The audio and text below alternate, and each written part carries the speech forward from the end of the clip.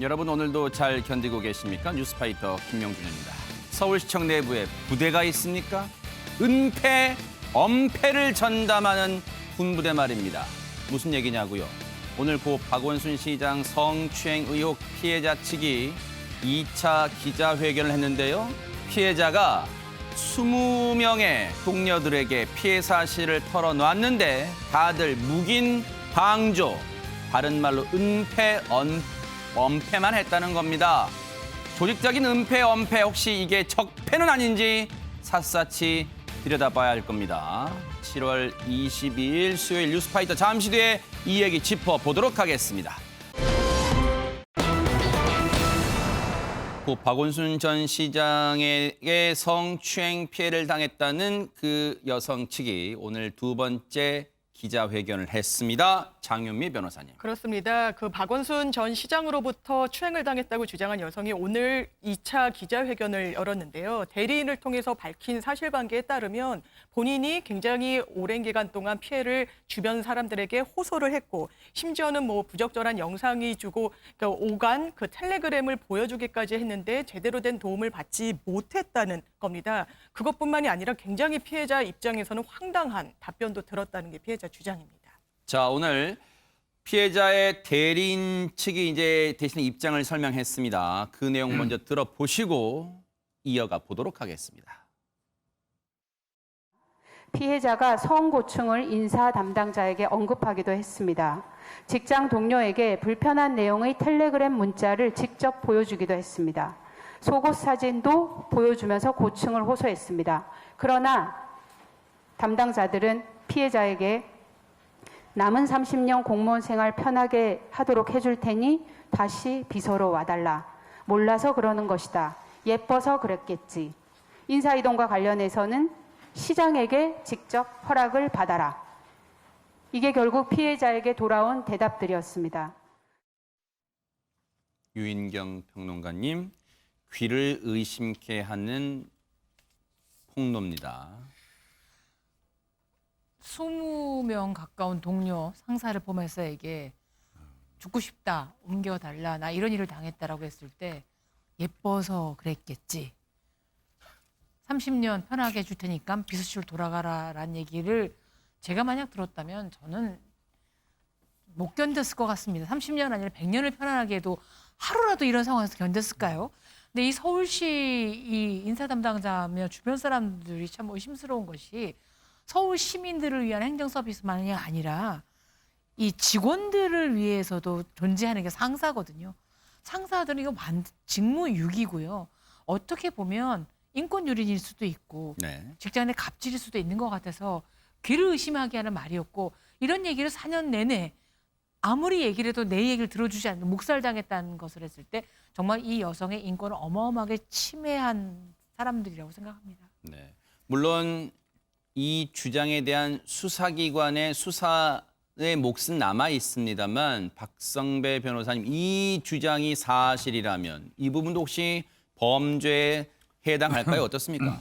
일상적 용어로는 방조로 볼 수 있는데 법적으로 성추행, 방조에 해당하는지는 아직까지는 의문입니다. 물론 고소인 측 김재련 변호사는 적극적인 방지 조치를 취하지 않았고 인사이동도 박 전 시장의 허락을 받도록 함으로써 계속적으로 피해에 노출되도록 했으니 이 자체로도 성추행 방조에 해당한다고 주장하고 있습니다. 물론 고소인 측 변호인으로서는 충분히 할 수 있는 주장으로 보입니다. 그런데 주변 인물들이 박 전 시장과 성추행 공모를 한 사정이 있다면 이 정도 정황만으로도 방조가 인정됩니다. 그렇지만 공모를 한 사정이 없다면 성추행에 노출되도록 할 목적으로 특별한 조치를 취하지 않았다는 점까지 입증되어야 법적인 방조로 평가할 수 있지 않을까 싶습니다. 그런데 문제는 피해자가 저 내용을 인사 담당자에게만 털어놓은 게 아니라면서요, 장윤미 변호사님. 그렇습니다. 피해자가 지금 주장하는 피해 기간은 4년 정도가 됩니다. 그렇기 때문에 인사 담당자뿐만 아니라 같은 비서실에 근무했던 구체적인 수치로 17명에게 본인의 피해를 알렸다는 거고요. 이 다른 부서로 자리를 옮긴 뒤에도 3명 정도에게 피해 사실을 털어놨다고 오늘 밝혔습니다. 아하. 그러니까 이렇게 서울시 안에서 문제가 해결되길 바라고 지속적으로 문제 제기를 했는데 이 부분이 해결되지 않자 결국에는 외부 단체를 찾던 중에 위기센터의 문을 두들겼던 것 같습니다. 네.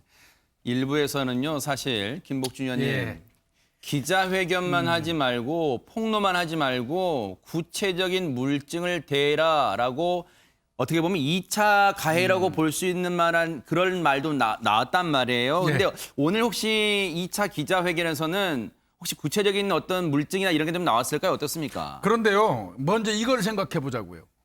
기자회견을 하면 그 기자회견 하는 내용에 부합하는 증거를 기자회견장에서 제시하도록 돼 있나요?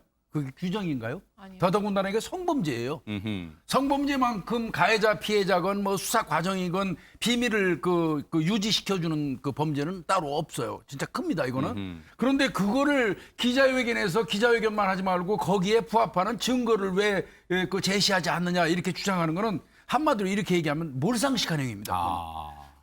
이 고소인의 입장에서 물론 이 사건은 뭐 궁극적으로는 공소권 없음으로 끝날 수 있는 사건이지만 그렇다 손 치더라도 국민들이 알고 싶어하는 의혹은 명백히 존재하고 있고요. 아하. 이 경우에는 일단 고소를 했기 때문에 수사기관에다가 증거가 있다면 수사기관에 제출하는 게 맞는 것이지 기자회견을 하면서 그 증거를 만천하에 공개하는 이유는 없지 않습니까? 이건 그러네요. 참 잘못 생각하는 겁니다. 그렇군요. 관련해서도 김재련 변호사도 그런 얘기를 했습니다. 들어보시고 이어가 보도록 하겠습니다. 증거를 공개해야 피해자가 덜 공격받을 수 있다 등의 일부 말씀이 있는 것으로 압니다. 그러나 피해자의 증거 자료는 수사기관에 제출하였습니다. 추가로 확보되는 자료가 있을 경우 그 역시 수사기관에 제출될 예정입니다. 피해자가 구체적인 피해를 말하면 그것을 이유로, 피해자가 구체적인 내역을 제시하지 않으면 또 그것을 이유로 피해자를 비난하고 공격하는 것은 합리적 이유가 없는 피해자에 대한 책임 전가이자 2차 피해가 될 수 있음을 말씀드립니다. 지금 김복준 의원님, 김재련 변호사가 마지막에 했던 내용이 많은 시청자분들한테 공감이 될 수 있을 것 같아요. 증거를 제시하면 증거를 제시한다고 또 비난하고 증거를 제시 안 하고 봐 증거도 없으면서 그러냐고 또 그렇게 비난하고 이런 지경이랍니다 지금. 제 생각은요, 이번 사건과 관련해서 기자회견을 하는 피해자 측에 대해서 가타부타 말하는 사람들은 애초부터 어떤 생각이 굳어 있어요. 이렇게 해도 비난할 거고 저렇게 해도 비난할 겁니다. 그러니까 뭐 그런 부분 관련돼서는 뭐 이게 개의치 않고 그대로 진행하면 좋을 것 같습니다. 제가. 자, 이런 가운데 하지건 평론가님 지금 합동조사 물론 서울시는 빠지기로 하면서 외부 기관으로 구성된 합동조사단을 꾸리기로 했는데 여기에 지금 참여해달라 요청을 했잖아요. 서울시가. 그 입장이 나왔는데 처음에 이제 민관 합동조사단 만든다고 해서 거기에 참여 안 한다고 여성단체들이 참여 안 한다고 그랬죠. 하니까 서울시가 관 빼고 전원 외부인으로 이제 조사단을 만들겠다라고 해서 여성단체한테 추천해달라 누가 참여할지 거기에 대해서 입장을 밝혔는데 네티즌들이 그러면 이 여성단체가 그렇게 입장을 사실관계를 밝힐 생각이 있으면 참여해서 자신들이 밝히면 되는 거 아니야 이렇게 좀 비판하는 목소리가 있었거든요. 근데 여기서 뭐라고 이제 입장을 밝혔냐면 이게 아무리 외부인이 위원을 한다 하더라도 조사단을 꾸리는 주체 자체가 서울시 아니냐. 서울시는 지금 그 책임의 주체지 조사를 할 처지가 아니고 조사를 받아야 될 입장이다. 그렇기 때문에 서울시가 꾸리는 조사단에는 우리 여성단체들은 참여하지 않는다. 그렇게 입장이 나왔습니다. 피해자는요. 이건 어찌 보면 당연한 거지만 오늘도 모습을 드러내지는 않았습니다. 여러분도 당연하다고 생각하실 거예요. 그런데 대신 입장은 전해왔어요. 그 내용 들어보시고 이어가 보도록 하겠습니다. 증거로 제출했다가 일주일 만에 돌려받은 휴대폰에는 너는 혼자가 아니야. 내가 힘이 되어줄게 라는 메시지가 많았습니다. 수치스러워서 숨기고 싶고 굳이 이야기하고 싶지 않은 나의 아픈 이야기를 꺼내는 것이 아직 낯설고 미숙합니다. 문제의 인식까지도 오래 걸렸고 문제 제기까지는 더욱 오랜 시간이 걸린 사건입니다. 피해자로서 보호되고 싶었고 수사 과정에서 법정에서 말하고 싶었습니다. 이 과정은 끝난 것일까요? 저는 기다리겠습니다. 그 어떠한 편견도 없이 적법하고 합리적인 절차에 따라 과정을 밝혀지기를 본질이 아닌 문제에 대해서 논점을 흐리지 않고 밝혀진 진실에 함께 집중해 주시기를 부탁드립니다. 피해자는요, 유인경 평론가님, 이 과정은 끝난 것일까요? 라고 우리 모두에게 반문하고 있습니다. 어떤 분들은 박원순 시장을 죽음에 이르게 한 피해 호소인이라고 이 피해 여성을 매도하는 경우도 있습니다. 그런데 이 여성이 원하는 것이 박원순 전 시장의 죽음이었을까요? 자기 상처를 드러내는 것이요? 그건 아니라고 생각합니다. 서울시에서 근무하면서 본인 아니라 다른 사람들의 이런 피해 사실도 좀 들었을 거고요. 아무리 문을 두드리고 4년 동안 호소해도 해결되지 않는 이런 구조적인 문제를 어떤 위험을 감수하고서라도 터뜨린 것은 이 사건으로 공소권 없음으로 끝날 게 아니라 이걸 계기로 해서 그야말로 젠더 문제라든지 아니면 성평등 문제라든지 인권 문제라든지가 제대로 마무리되기를 바랐을 것. 자기 후배들은 다시는 이런 억울한 일을 겪지 않도록 하길 바랐을 것이기 때문에 박원순 시장의 명복은 빌지만 그 이후에도 서울시에서 좀 바른 길을 걷도록 당부드리고 싶습니다. 네. 자, 그런데 오늘 두 번째 기자회견에서 김재련 변호사가 새로운 주장을 했습니다. 김복준 의원님. 예. 아마 그 8일 날 서울경찰청에 고소를 했죠, 이 피해자가. 네. 그런데 그 전날 7일 날이랍니다. 아하. 그 전날 그 피해자 측에서 김재련 변호사가 고소장을 작성해서 완성이 된 다음에 아마 검찰에 고소하려는 마음이 있었던 것 같습니다. 그래서 중앙지검 그 여성 아동조사부의 그 부장검사에게 전화를 했던 것 같습니다. 그래서 고소장을 접수하기 전에 먼저 좀 면담을 하고 싶다 이렇게 얘기를 했더니 이 검사가 하는 얘기가 피고소인은 그럼 누구냐? 그래서 피고소인은 만나서 말씀을 좀 드리겠다 했더니 그 피고소인을 알지 못하면 면담을 추진할 수 없겠다 이렇게 얘기를 했다는 거예요. 그래서 할 수 없이 피고소인이 이제 아마 박 전 시장이겠죠.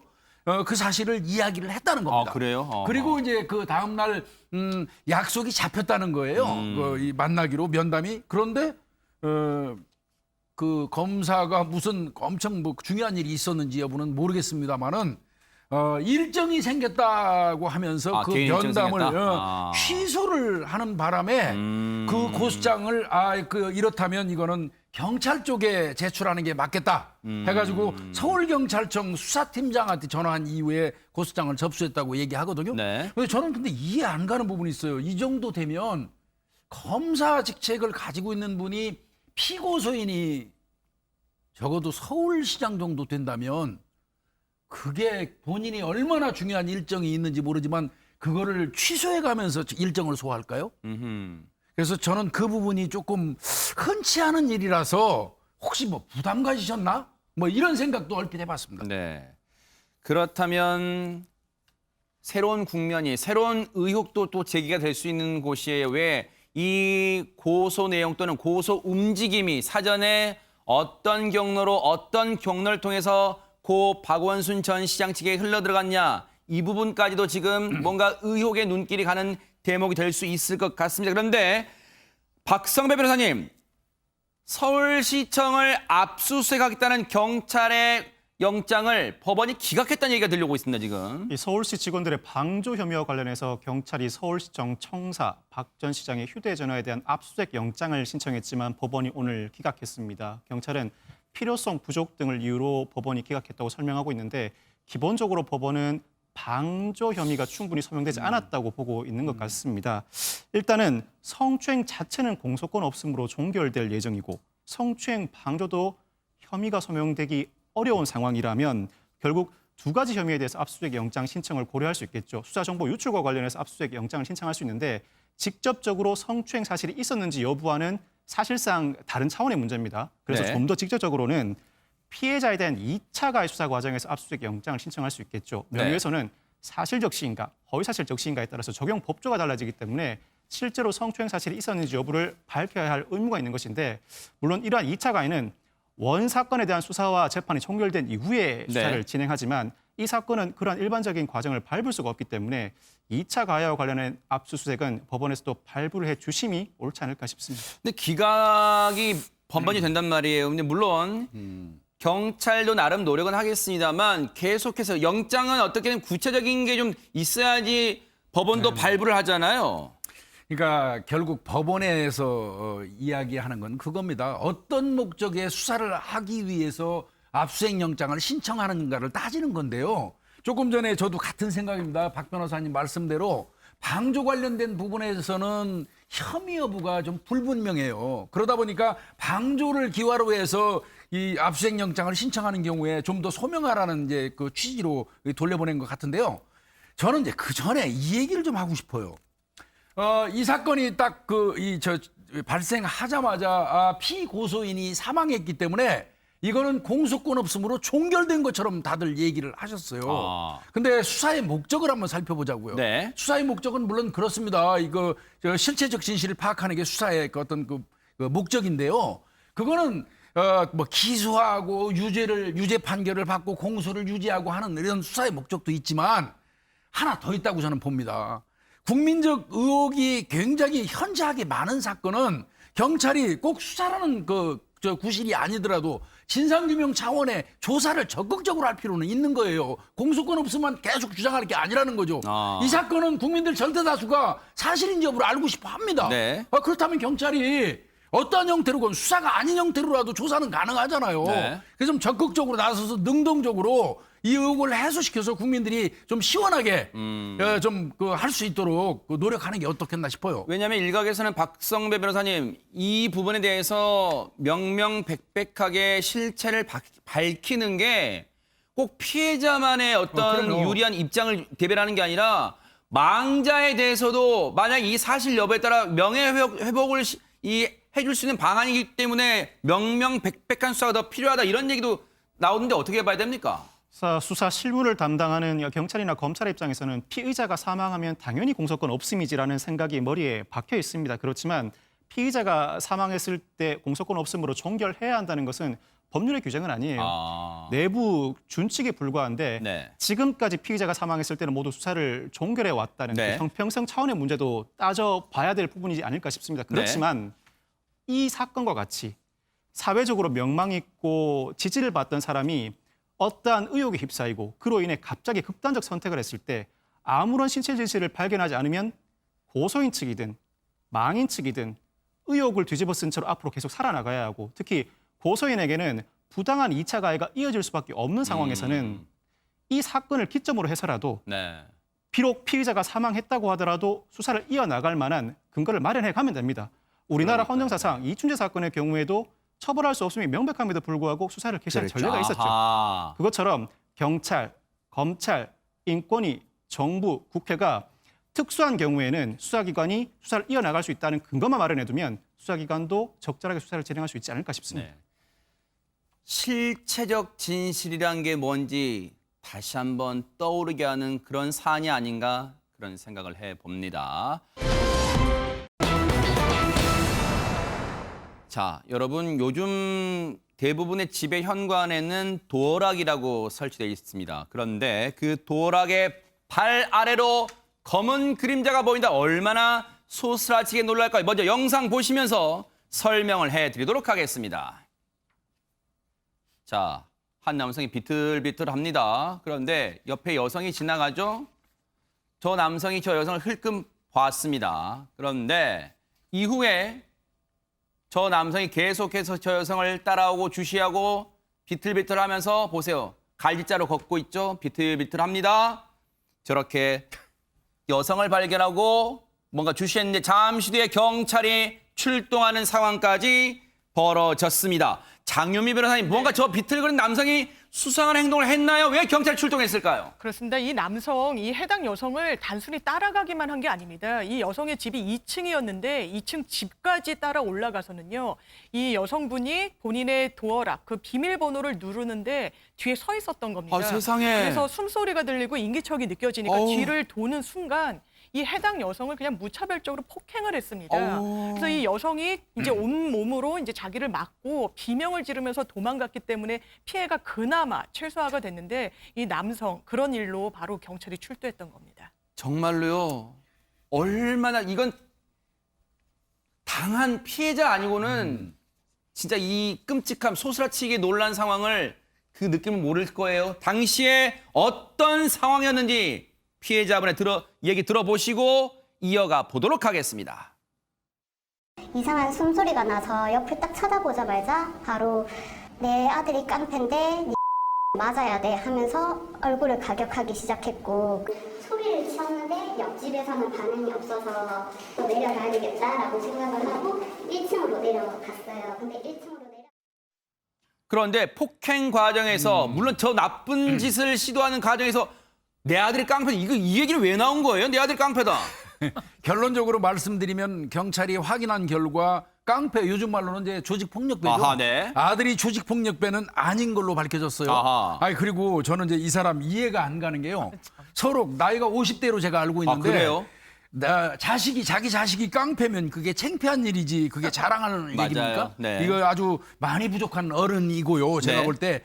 그리고 이 사람 그 의식 속에는 그게 있는 것 같아요. 깡패가 이 사람 머릿속에는 상당히 대단한 존재로 여겨져 왔던 것 같아요. 아하. 은연중에 이게 발현돼 가지고 가해하면서 피해 여성한테 내 아들이 깡패라고 자랑을 하는 거 보면 말이죠. 아하. 좀 많이 부족한 50대 어른이시죠. 네. 혹시 하재근 평론가님, 네. 저 가해자가 저 피해 여성과 혹시 평소에 알고 지내던 사이였을까요? 전혀 몰랐던 사이라고 아하. 합니다. 일면식도 없는데 그야말로 묻지마 폭행을 한 겁니다. 더 소스라치게 놀랄 네. 수밖에 없는 대목이에요. 지금 유인경 평론가님, 여성의 트라우마가 이만저만이 아닐 것 같습니다.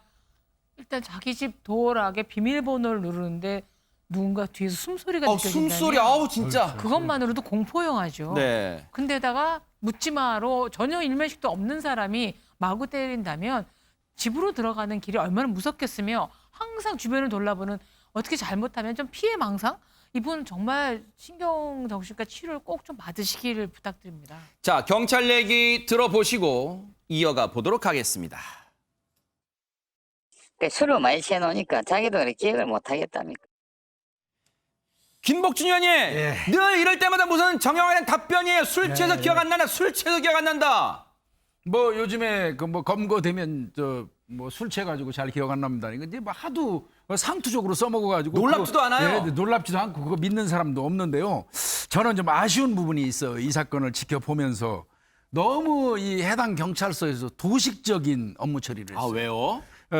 일단 현장에 나가 보니까 뭐 크게 이 여성이 다친 거는 아닌 것 같아요. 외견상 그렇습니다. 네. 그렇다 보니까 일단은 술에 만취했던 피해자를 집으로 돌려보내고 이후에 출석 요구서를 이제 그 발송해서 들어오면 조사해가지고 처리를 하려고 한 것 같아요. 세상에. 그건 뭐 일반적으로 그렇게 하는 건 맞습니다. 그래요? 네. 그런데 이 경우 조금 전에 우리 유인경 평론가님 말씀하셨잖아요. 뒤돌아봤더니 숨소리가 거친 숨소리 나서 뒤돌아보니까 옆에 사람이 얼마나 놀랬겠어요. 그러니까요. 그리고 그 충격을 받은 이 여성의 입장 아무런 이유도 없이 얻어맞았잖아요. 이런 경우라면 피해자의 입장에서 어떤 심정적인 것도 고려를 해야 돼요. 경찰이. 이런 경우에는 오라고 전화하고 출석 요구서 엽서 날릴 게 아니고요. 네. 능동적으로 그 사람 집에 찾아가서 아하. 이 사람 데리고 나오든지 설득을 해서라도 이 사건을 좀 더 적극적으로 하는 모습을 그러네요. 피해자한테 보여줘야지 피해자가 심정적인 안정감을 가져요. 아하. 이런 부분은 조금 안타깝고 아쉽습니다. 그러다 보니까 지금 피해 여성은 얼마나 불안에 떨고 있을까요? 관련 얘기 들어보시고 이어가 보도록 하겠습니다. 보복이 두려운 거죠. 진짜 깡패면 저는 진짜 이 동네에 살 수가 없는 거고 어떻게든 보복을 하실 거니까 터전을 다 버리고 다른 곳으로 이사를 가야 된다라는. 어처구니가 없습니다. 유인경 평론가님, 오히려 맞고 저 끔찍한 피해를 당할 뻔한 여성이 이사를 가는 걸 지금 생각한대요. 언제 또 다시 나타나서 이런 일을 당할지. 세상에. 그리고 또 경찰이 그때도 뭐 심하지 않네요. 보낼지 모르는데 어디 이 사건뿐이겠습니까? 폭력 학생들도 보면 가해 학생은 멀쩡히 다니고요. 한 2, 3일 정학 처분 받고 피해 학생들이 전학을 가는 경우가 굉장히 많습니다. 그러니까 뭐 꼭 피해자와 가해자가 뭐 벌을 받고 이거 이전에 조금이라도 좀 공명한 잣대로 맞아요. 김복준 교수님 말씀하신 것처럼 수사 상황에서 정말 이 사람들이 어떻게 보호해 줄까 이걸 좀 헤아려 줄 수만한 바람입니다. 이 남성 좀 따끔하게 처벌 안 됩니까? 장윤미 변호사님. 예, 말씀하신 대로 지금 이 남성 더 기가 막힌 건요. 사실 경찰이 수차례 소환 통보를 했는데도 나오고 있질 않습니다. 아하. 아예 조사 자체를 거부하고 있는데요. 이렇다면 통상적으로 체포영장이 발부될 가능성이 상당히 높습니다. 또 경찰 소환에 응하지 않았다는 건요. 도주 우려, 증거인멸의 우려도 같이 높다고 평가받을 가능성이 높기 때문에 구속영장이 발부될 가능성이 높고요. 네. 또 이 시점, 야간에 주거 침입을 한 상황에서 폭행을 한 거 아닙니까? 네. 가중처벌될 가능성 또한 굉장히 높습니다. 여성이 안심하고 살 수 있는 사회를 만들겠다는 이 정부의 구호가 정말 허공에 대한 메아리가 되지 않도록 정말로 좀 세심하게 신경을 써주시길 바랍니다.